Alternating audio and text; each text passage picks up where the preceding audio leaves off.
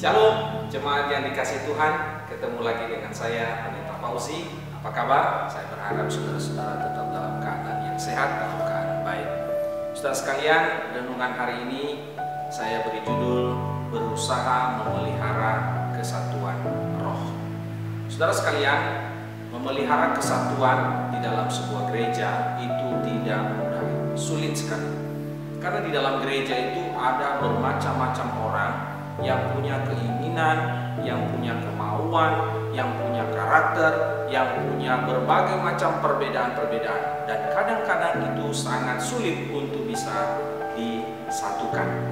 Saudara sekalian, apalagi kalau gereja itu dihuni atau dipenuhi oleh orang-orang yang begitu banyak yang pintar, begitu banyak orang yang memiliki karunia-karunia dan talenta-talenta yang luar biasa. Begitu sulit untuk bisa menyatukan karunia-karunia itu. Di satu sisi ini adalah kekayaan gereja, tapi di sisi yang lain ini juga adalah potensi untuk bisa membuat gereja menjadi mengalami konflik dan sebagainya. Saudara sekalian, saya tidak tahu pengalaman Anda selama ini di dalam bergereja. Apakah Anda pernah mengalami kesalahpahaman? Apakah Anda mengalami perbedaan-perbedaan yang bisa memicu konflik dan sebagainya? Saudara sekalian, saya yakin setiap kita pernah punya pengalaman seperti itu.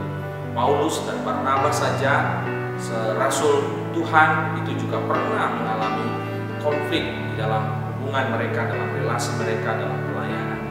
Nah, saudara sekalian, tetapi firman Tuhan hari ini kalau kita membaca di dalam Efesus pasal yang keempat, ayat yang ketiga, firman Tuhan mengingatkan kita untuk berusaha memelihara kesatuan roh. Saudara sekalian, kalau dikatakan berusahalah memelihara kesatuan itu, berarti kesatuan itu harus diusahakan. Kesatuan di dalam gereja itu harus diusahakan. Nah, persoalannya adalah bagaimana kita bisa mengusahakan, menciptakan kesatuan di dalam gereja. Di dalam Efesus pasal 4 ayat yang kedua, di situ Rasul Paulus mengingatkan tentang karakter anak Tuhan, buah roh yang harus dimiliki oleh seorang anak Tuhan. Di dalam ayat yang kedua, Rasul Paulus mengatakan, hendaklah kamu rendah hati, lemah lembut, dan sabar. Hendaklah kamu rendah hati, lemah lembut, dan sabar. Hanya dengan karakter yang baik, hanya dengan buah roh yang kita miliki dalam hidup kita, kita bisa menjaga kesatuan di dalam gereja kita.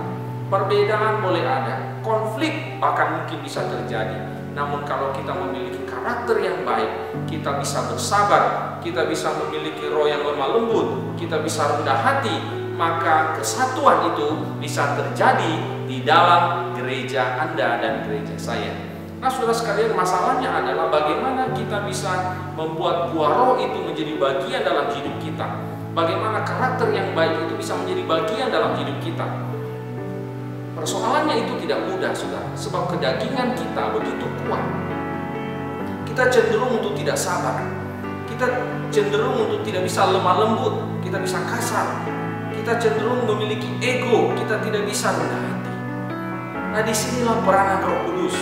Kita membutuhkan kuasa Roh Kudus dalam hidup kita sebagai anak Tuhan, sebagai murid Tuhan, agar hidup kita ini dikendalikan oleh Roh Kudus sehingga karakter kita menjadi lebih baik. Saya sering kali katakan gereja itu adalah seperti sebuah bengkel. Di bengkel itu yang kempes, yang dipompa kembali, yang sudah mulai karatan diberi oli. Demikianlah gereja.